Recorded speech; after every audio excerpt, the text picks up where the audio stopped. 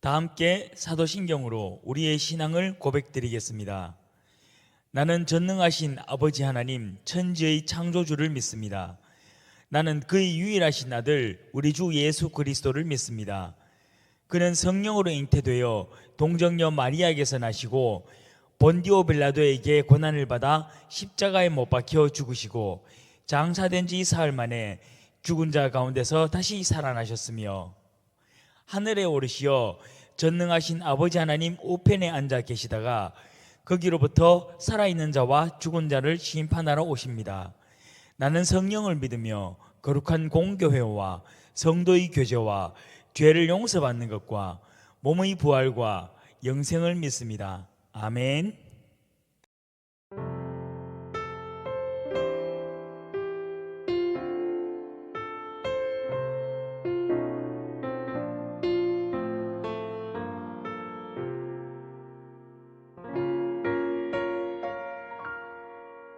왜 나를 깊은 어둠 속에 홀로 두시는지, 어두운 밤은 왜 그리 길었는지, 나를 고독하게, 나를 낮아지게, 세상 어디도 기댈 곳이 없게 하셨네.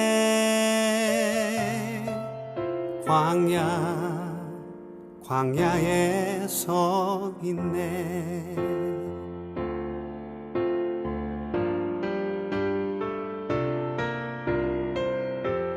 주님만 내 도움이 되시고, 주님만 내 빛이 되시는, 주님만 내 친구 되시는 광야.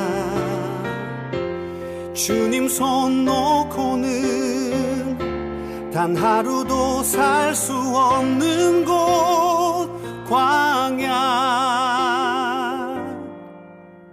광야에 서 있네. 죽을 수밖에 없는 우리를 너무나 사랑하셔서 독생자 예수를 이 땅에 보내시고 그를 십자가 고통 가운데서 죽게 하심으로 죄 많은 우리를 하나님과 회복되게 하신 아버지의 은혜를 너무나 감사드립니다. 이 시간 우리가 아버지를 찬양하며 예배합니다. 부족하고 미련하고 형편없지만 우리를 긍휼히 여기사 이 시간 우리가 드리는 이 예배를 받아주소서. 이 예배를 통하여 아버지의 은혜를 체험하게 하시고 참 그리스도인으로 성장해가는 우리 중고동부가 되어지게 하옵소서. 예수님의 귀하신 이름으로 간절히 기도드립니다. 아멘. 오늘 우리에게 주시는 하나님의 말씀은 마태복음 9장 9절에서 13절까지 말씀입니다. 예수께서 그곳을 떠나 지나가시다가 마테라 하는 사람이 세관에 앉아 있는 것을 보시고 이르시되 나를 따르라 하시니 일어나 따르니라. 예수께서 마태의 집에서 앉아 음식을 잡수실 때에 많은 세리와 죄인들이 와서 예수와 그의 제자들과 함께 앉았더니 바리새인들이 보고 그의 제자들에게 이르되 어찌하여 너희 선생은 세리와 죄인들과 함께 잡수시느냐. 예수께서 들으시고 이르시되 건강한 자에게는 의사가 쓸데없고 병든 자에게라야 쓸데있느니라. 너희는 가서 내가 긍휼을 원하고 제사를 원하지 아니하노라 하신 뜻이 무엇인지 배우라. 나는 의인을 부르러 온 것이 아니요 죄인을 부르러 왔노라 하시니라. 아멘. 10월이 시작됐습니다. 우리가 지난 3개월 동안 우리 마태복음 5장에서 7장까지를 함께 나누었습니다. 여기에 기록된 말씀 우리가 무엇이라고 한다고요? 산상수훈이라고 합니다. 산상은 산 위에서, 수훈, 말씀을 주셨다라고 해서 산상수훈이라고 이야기를 합니다. 그래서 그 산상수훈에서 기록된 예수님의 가르침을 함께 읽고 또 무엇을 가르쳐 주셨는가를 함께 생각해 보았습니다. 그럼 우리 앞으로 3개월은 무엇에 대해서 함께 생각할 것이냐면은 제자도라는 것에 대해서 함께 생각해 보고자 합니다. 그래서 오늘 제목은 이제 그 첫 시작, 나를 따르라입니다. 9절 말씀에 예수님께서 그곳을 떠나 지나가시다가 마테라 하는 사람이 세관에 앉아 있는 것을 보시고 이르시되 나를 따르라 하시니 일어나 따르니라. 말씀을 읽어보면은 상황이 조금 이상합니다.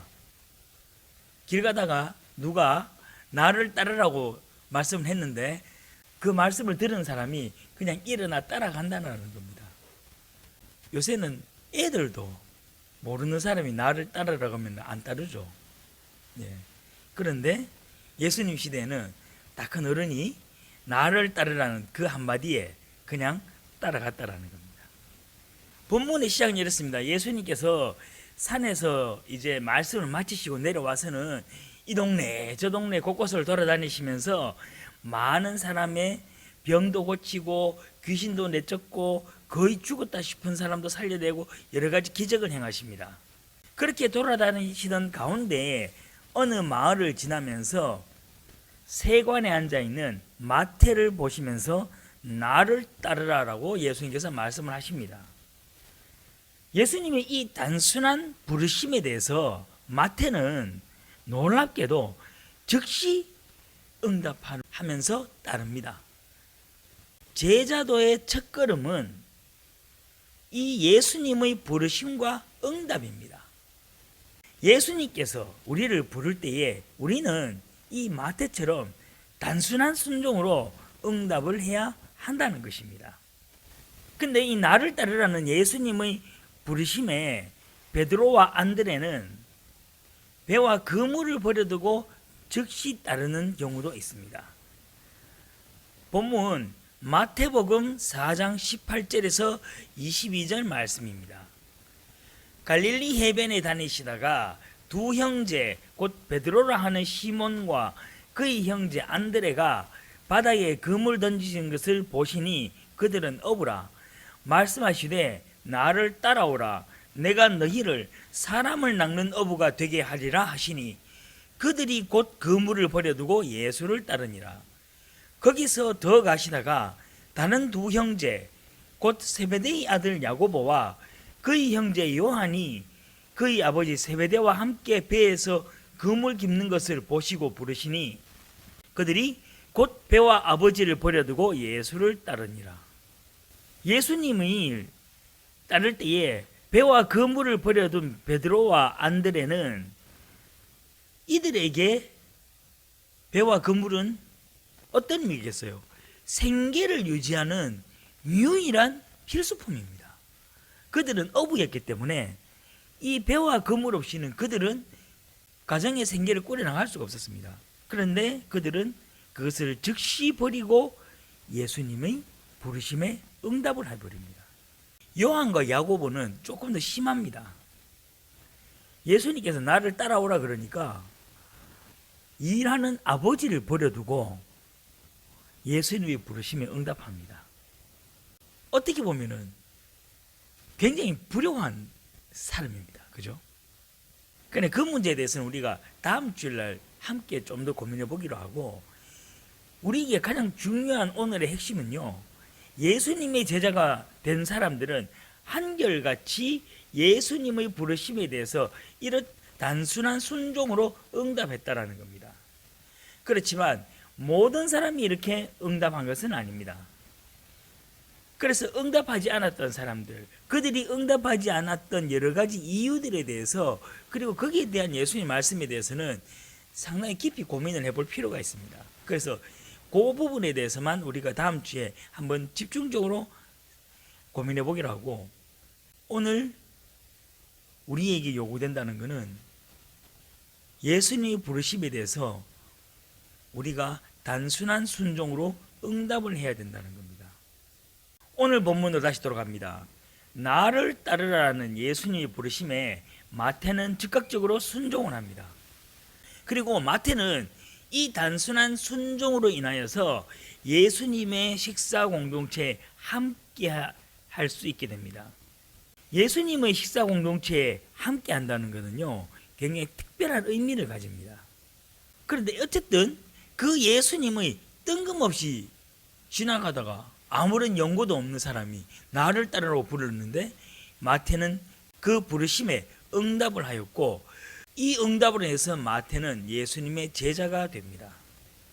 예수님의 부르심은 시간과 장소가 구별이 없었습니다. 오늘날에도 예수님께서 언제 어디서 우리를 부르시는지 알 수 없습니다. 우리가 이렇게 매주일 함께 예배를 드린다고 해서 우리 모두가 예수님의 부르심을 받았고 부르심에 응답한 사람은 아니라는 것을 우리가 기억해야 합니다. 어쩌면 예수님께서는 여전히 우리에게 끊임없이 나를 따르라라고 제자로 부르고 계실 수도 있습니다. 그런데 그 예수님의 음성을 듣지 못하는 사람도 있을 것이고, 그 음성을 듣고도 여러 가지 이유로 따르지 않는 사람들이 우리 안에 있을 수도 있습니다. 이것은 누가 이야기해 줄 수 있는 게 아닙니다. 우리 각자가 우리 자신의 모습을 돌아봐야 됩니다. 과연 나는 예수님의 부르심에 응답하고 제자로서 삶을 살아가고 있는가? 아니면은 여전히 온갖 이유와 핑계를 대면서 예수님의 부르심에 거절하고 있는가? 아니면 정말 예수님이 나를 불렀는지 안 불렀는지도 알 수 없는 그런 상태에 있는가?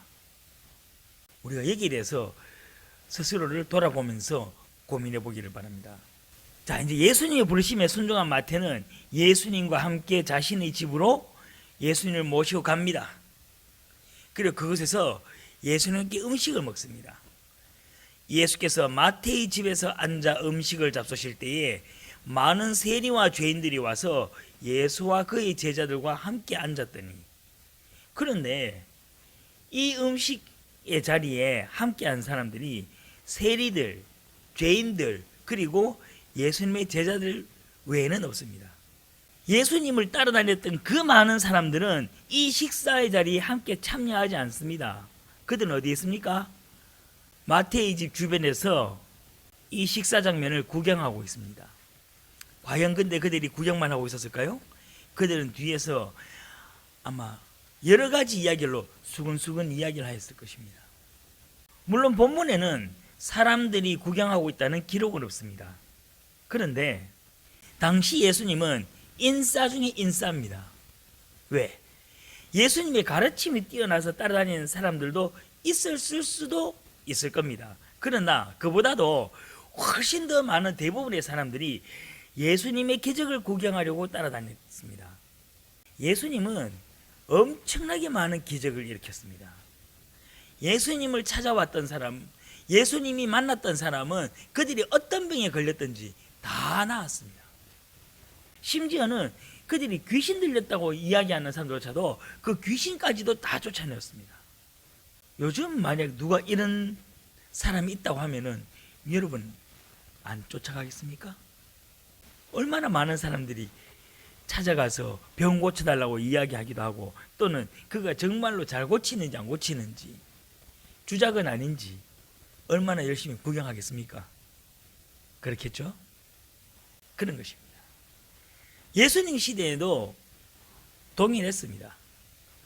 그래서 예수님께 병 고침을 받기 위해서, 귀신을 쫓아냄을 받기 위해서 외국에서부터 국경을 넘어서까지 오는 사람들도 너무나 많았습니다.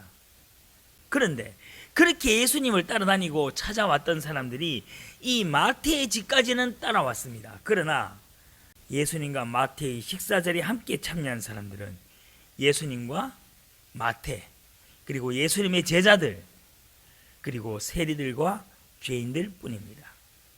그 이유가 무엇일까요? 함께 밥을 먹는다는 것은 지금도 의미가 있는 행위지요. 우리가 잘 알지 못하는 사람하고 혹시 밥을 먹는 사람이 있습니까? 없죠. 예수님 시대에는 훨씬 더 중요한 의미를 가지고 있었습니다. 함께 밥을 먹는다는 것은요, 같은 공동체라는 의미였습니다. 그런데 예수님 시대의 세리는 유대인이면서도 같은 유대인으로 인정받지 못하였습니다. 그 시대의 세리는 마치 우리나라 역사에서 일제강점기 시대의 일본 앞잡이들과 같은 대우를 받았습니다. 소위 말해서 세리들은 유대 사회에서 공식적으로 왕따를 당하는 직업이었습니다. 그 누구도 세리들과 어울리지 않았습니다. 어떤 유대인도 세리들을 자신과 같은 공동체라고 생각 자체를 안 했습니다. 그래서 그들은 함께 식사할 수가 없었습니다. 그런데 누가? 예수님과 예수님의 제자들은 그들과 함께 식사하였습니다. 예수님의 제자가 된다는 것은 바로 이런 것입니다. 예수님의 제자가 된다는 것은 그 당시에 통용되는 사회적 가치관과 사회적 윤리를 따르는 것이 아닙니다. 그저 예수님의 가르침을 따르는 것입니다. 예수님의 제자들이 세리들과 함께 밥을 먹었을 때 그들의 심정은 기록된 바가 없기 때문에 알 수는 없습니다. 그러나 한번 생각해 보십시오. 그들의 마음이 그렇게 편했을까요? 그러나 어쨌든 그들의 마음이 불편하였든지 불편하지 않았든지 세리들과 죄인들과 함께 예수님의 제자들은 식사를 하였습니다. 예수님의 식사 공동체는 초대교회의 모형이 됩니다. 즉 예수님께서 하신 이 식사 공동체가 오늘날 교회의 원형이라고 이야기할 수 있습니다. 예수님의 식사 공동체는 모든 사람들이 참여할 수 있었습니다. 그들이 사회적으로 어떤 대우를 받고 있는지 어떤 신분을 가지고 있는지 아무런 관계가 없었습니다. 누구라도 예수님의 식사 공동체는 함께 할 수 있었습니다. 그러면 한번 생각해 봅시다. 과연 오늘날 교회에는 모든 사람들이 참여할 수 있는 곳인가라고 한번 생각해 봅시다. 예수님은 사회적으로 가장 약하고 인정받지 못하는 사람들을 일부러 찾아가서 그들과 함께 하였습니다. 그런데 우리는 이렇게 한번 생각해 봅시다. 오늘날 교회를 생각하기 전에 우리 예배 공동체는 어떤 모습일지 한번 생각해 봅시다. 만약에 이 자리에 여러분이 가장 싫어하는 학교의 친구가 앉아 있다면 그들을 보면서 어떤 마음을 가질 수 있겠습니까? 따뜻한 마음으로 환영할 수 있겠습니까? 나를 괴롭히던 친구가 갑자기 이 설교하고 있는데 저 뒷문으로 들어옵니다. 그를 보면 여러분이 어떤 마음이 들까요? 환영하는 마음이 들겠습니까? 아니면은 싫어하는 마음이 들겠습니까? 만약에 여러분 학교에서 문제아라고 낙인 찍힌 친구가 이 자리에 들어온다면 여러분은 그를 보면서 어떤 마음을 가졌습니까? 쟤가 왜 교회를 와? 그런 생각 들지 않겠어요? 그런 생각 들지. 전도사님은 그런 생각을 했었어요. 여러분만 했을 때. 그게 얼마나 잘못된지도 그때는 몰랐었습니다.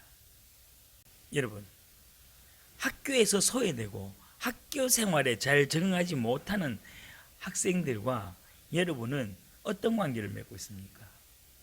솔직히 제가 여러분한테 그 학생들의 친구가 되로까지는 제가 이야기를 못합니다. 그러나 적어도 그들에게 여러분이 따뜻한 마음을 가질 수 있는 여러분이 되기를 바랍니다.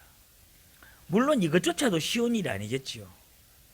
그렇지만은 적어도 그들에 대해서 다른 학생들과는 좀 다른 마음을 가지길 바랍니다. 바로 그 학생들을 예수님은 사랑하고 계십니다. 바로 그 친구들 위해서 예수님께서 십자가에 못 박히셨습니다. 이제 제자들의 마음을 다시 한 번 더 생각해 볼까요? 제자들은 세리와 죄인들과 함께 식사를 하는 것이 얼마나 큰 사회적으로 문제가 되는가를 잘 알고 있었습니다. 그들은 유대에서 살았고 그들은 유대 사회 문화와 관습을 누구보다도 잘 알고 있었습니다. 그러나 그들이 그 불편한 식사의 자리에 앉아 있었던 이유는 단 하나밖에 없습니다. 예수님이 그 자리에 앉아 계셨기 때문입니다. 그들이 선생님이라고 그들이 랍비라고 부르는 예수님께서 세리와 죄인들과 함께 식사를 하고 있었기 때문에 예수님의 제자들도 그 자리에 앉아서 함께 식사를 했다라는 겁니다. 예수님의 제자가 된다는 것은 바로 이런 것입니다. 내 마음, 내 생각, 내가 알고 있는 사회적이고 문화적인 가치를 따르는 것이 아니라 예수님께서 함께 계시는 곳에 내가 함께 하는 것입니다. 오늘 예수님은 어디에서 누구와 함께 계실까요? 그렇게 예수님께서 마태와 식사하는 동안 많은 사람들이 점점 더 몰려왔겠지요. 그리고 그 중에는 바리새인들도 있었습니다. 한 바리새인이 질문을 합니다. 너희 선생님은 어찌하여 세리들과 죄인들과 함께 밥을 먹느냐? 이게 11절 부분에 이렇게 기록되어 있습니다. 바리새인들이 보고 그의 제자들에게 이르되 어찌하여 너희 선생은 세리와 죄인들과 함께 잡수시느냐? 바리새인들은 유대 사회의 지도자들로서 그 당시의 유대 사회의 가치관으로서 질문을 합니다. 왜 세리들과 죄인들과 함께 밥을 먹냐? 너희 선생님은 왜 모든 유대 사회가 거부하는 그러한 죄인들과 함께 밥을 먹느냐? 이런 엄청난 질문을 던집니다. 그때 예수님께서 이 바리새인의 질문을 들으시고 말씀을 하십니다. 예수께서 들으시고 이르시되 건강한 자에게는 의사가 쓸데없고 병든 자에게라야 쓸데있느니라. 너희는 가서 내가 긍휼을 원하고 제사를 원하지 아니하노라 하신 뜻이 무엇인지 배우라. 나는 의인을 부르러 온 것이 아니요 죄인을 부르러 왔노라 하시니라. 바리새인의 질문을 들으신 예수님께서 건강한 사람한테 의사가 필요 없고 의사는 병든 사람에게 필요하고 또한 나는 긍휼을 원하고 제사를 원하지 않는다는 이 하나님의 뜻에 대해서 너희들 한번 고민해봐라. 나는 의인이 아니라 죄인을 부르러 왔다라고 말씀을 하십니다. 이 말씀은 호세아서 6장 6절에 있는 말씀을 예수님께서 인용하신 것입니다. 나는 인애를 원하고 제사를 원하지 아니하며 번제보다 하나님을 아는 것을 원하노라. 이 말씀의 의미가 무엇입니까? 하나님께서 제사, 즉 예배를 받지 않겠다는 의미가 아니죠. 예배도 중요하지만은 그 예배보다도 더 중요한 것이 있다라는 것입니다. 그것이 곧 하나님의 뜻을 아는 것이고 하나님의 뜻은 곧 공동체의 회복에 있습니다. 공동체 회복이 얼마나 중요한가를 우리는 지난 산상수훈을 통해서도 함께 배웠습니다. 에베소서 2장 14절에서 16절 말씀을 함께 봅시다. 그는 우리의 화평이신지라 둘로 하나를 만드사 원수된 것 곧 중간에 막힌 담을 자기 육체로 하시고 법조문으로 된 계명의 율법을 폐하셨으니 이는 이 둘로 자기 안에서 한 세 사람을 지어 화평하게 하시고 또 십자가로 이 둘을 한 몸으로 하나님과 화목하게 하려 하심이라. 원수된 것을 십자가로 소멸하시고. 아멘. 이것은 우리가 용서에 대한 예수님의 가르침을 이야기하면서 예수님께서 이 땅에 오신 목적이 바로 화목이라는 거 이야기를 했었습니다. 예수님이 말씀하신 이 화목은 하나님과 인간관계의 화목이고 또한 인간과 인간관계에서의 화목입니다. 이 화목을 호세아 선지자는 사랑이라고 이야기한 것밖에 없습니다. 즉 하나님의 뜻이 어디에 있습니까? 하나님의 뜻은 첫째는 하나님을 사랑하는 것, 둘째는 사람들이 서로 사랑하는 것에 있다는 것입니다. 예수님께서는 모든 사람들을 위하여 이 땅에 오셨습니다. 하나님 앞에서 죄인이 아닌 사람이 누구이겠습니까? 성경에 기록된 인물 가운데서 죄인이 아닌 사람을 우리는 찾을 수가 없습니다. 개인적으로 제가 구약에 있는 신약을 통틀어서 찾아보았을 때 가장 완벽한 사람이 요셉이었습니다. 요셉은 평생에 단 한 번도 하나님의 뜻을 거스른 적이 없습니다. 그리고 평생 동안 그는 하나님의 뜻이 무엇인지를 정확하게 알았고 그 뜻을 분별하면서 살았습니다. 그렇다고 해서 우리가 요셉이 하나님 앞에서 의롭다라고 이야기할 수 있겠습니까? 결국 예수님은 모든 사람을 부르러 이 땅에 오셨습니다. 예수님께서 사랑하는 사람을 우리가 어떻게 구별하고 판단할 수 있겠습니까? 적어도 이 자리에서 예수님의 제자가 되고자 하는 마음이 있거나 또는 예수님의 뜻에 따라 살겠다라고 생각하는 사람들은 우리는 결코 바리새인들처럼 사람을 구별하거나 차별해서는 안 됩니다. 오늘의 말씀을 한번 정리해 봅시다. 예수께서 그것을 떠나 지나시다가 마태라 하는 사람이 세관에 앉아 있는 것을 보시고 이르시되 나를 따르라 하시니 일어나 따르니라. 이 말씀을 가지고서 우리는 첫째, 예수님의 부르심에 단순한 순종으로 응답해야 한다는 것을 배워야만 합니다. 예수님의 우리를 향한 부르심은 이미 시작되었습니다. 그러나 우리가 함께 기도드리고 찬양드리고 예배드린다고 해서 우리가 그 예수님의 부르심에 응답하는 것은 아닙니다. 예수님께서 나를 따르라고 부르시는 것은 너 내 제자로 살겠느냐라고 묻는 질문입니다. 예수님의 부르심은 너 내 제자로 살아라라는 요청입니다. 제자는 스승의 가르침에 순종해야 하고 스승의 발자취를 따르는 삶을 사는 것입니다. 예수님의 제자로서 사는 삶은 어떻게 사는 것이 맞는 것인지 우리가 앞으로 계속해서 고민하며 배워나갈 것입니다. 그러나 지금 이 순간 여러분에게 필요한 것은 나를 따르라는 마태를 향한 예수님의 부르심이 성경에 기록된 하나의 말씀이 아니라 오늘 나를 부르고 있다는 부르심으로 여러분에게 다가오기를 소망합니다.